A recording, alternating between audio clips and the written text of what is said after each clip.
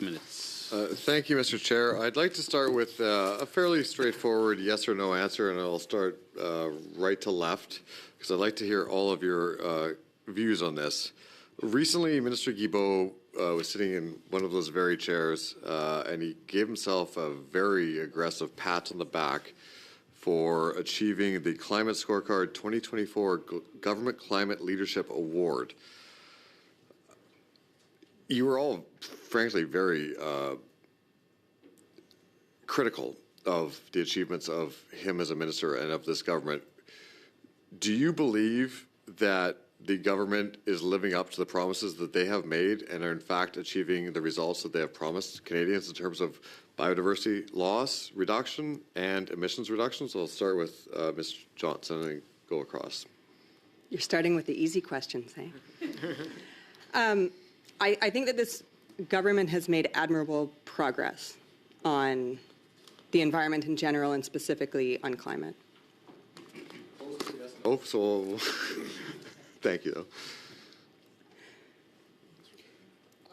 Thank you for the question. No government of any stripe has fully met any biodiversity targets for which they've committed. That's why we do applaud the government for bringing forward this bill, but which is from a yes, no. I'm sorry?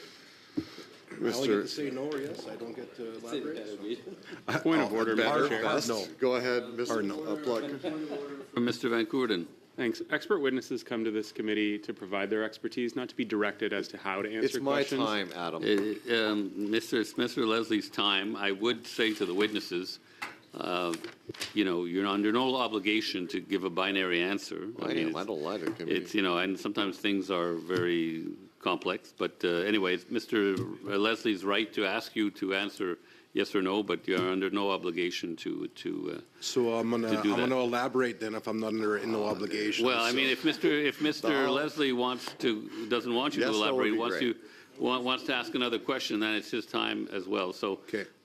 So we'll go back. I'll set the. Pardon? He has 9 minutes. 4.5 minutes. Yeah, 4.5 minutes. Okay, thank you. So my answer is no, and I actually believe the path they're on is going to create further division, and net loss is going to increase. So what we're seeing on the landscape is, sorry, I got cut off again. Equal opportunity here. Go ahead, Ms. Larkin. I would say that they're taking steps, but it's a complicated political landscape working with the provinces and with all the different parties. Thank you. Mr. Heald, you mentioned the word blank check, which I find to be fairly accurate, particularly in terms of who the minister, in this case Minister Guilbeault, can appoint to the advisory panel when making some of these biodiversity decisions. To me, this is quite concerning because who you put on that advisory board actually really matters. So I want to ask, you've read the legislation, I assume? Are anglers mentioned in it? No, sir. Are hunters mentioned in it? No, sir. Are farmers? No, sir. Are landowners, broadly speaking? No, sir. Are trappers? No, sir. What an odd neglection of a whole bunch of people that live, work, and play on the land. Who do you think might be put on this board? I mean, it's incredible. Our organization's 80 years old. We're doing biodiversity pilot projects in our province, and we don't know about any of these projects that are coming down, these bills. We're learning about it second and third hand, so that's why you're on the wrong path. The way this is going, we're on the wrong path. So we exclude landowners, we exclude hunters and anglers. You're going to create that division, and it's not going to work. Do you think that was on purpose? 100%. I agree. I don't trust this minister, and I think it's very intentional that he is excluding the people that literally live, work, and play on the land, the people that I represent here. And it's appalling. And I think it goes to show the type of decision-making and how it comes to be. The attempt here at the end of the day is to carve off 30% of the land mass in Canada, which prevents access to whether it be existing private landowners, hunters, anglers, from having the access necessary to participate in these traditional heritage activities, which is, as the Manitoba Wildlife Federation, obviously who you represent.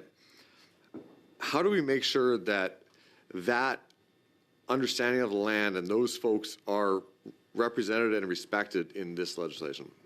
They have to be part of the legislation. They have to be legislated to be part of it. Everybody's going to be at the table.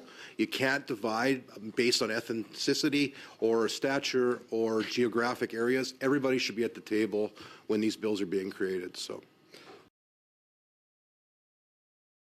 what would your perspective be if you could explain to me the people that you represent? How do they view biodiversity, and what do they do to enhance it? they're passionate about it. I live on 20 acres and manage it for biodiversity. So we are running pilot projects trying to create where management areas have been set aside with no management techniques, and we're seeing the biodiversity loss because there's no more management, no more controlled burning, no more grazing. So there is another train of thought. You can't just set aside large tracts of land and expect biodiversity to happen on its own. It needs to be managed. You have to replicate fires. You have to replicate grazing. You need those disturbances on the landscape to have biodiversity. So our organizations are on a lot different track than what we're being represented. No, that sounds like a viewpoint of somebody that actually lives, works, and plays in the land, not in an ivory tower law office. If we gave you $1 million to enhance biodiversity, how would you spend it versus how I think others might? You have to meet with the landowners, first of all. You can't make decisions in Ottawa or Geneva or somewhere else without speaking to the landowners. So the landowners are the true stewards. They're there every single day. Hunters and anglers are on the landscape every single day. They see biodiversity loss. They're the greatest protectors of nature. So one of the things that really bothered me when this government came into power in 2015, I used to work for a fellow named Robert Sopak, one of the strongest, most passionate conservationists in the country, and I would say he single-handedly saved more fish through his development of the Recreational Fisheries Conservation Partnership Program, which I assume your members or individuals took part in, and that was canceled Well, for no reason. we're out Could you of time. explain to me your understanding of the program? We're out of time, unfortunately, and yeah, it was a good MP, Mr. Soba.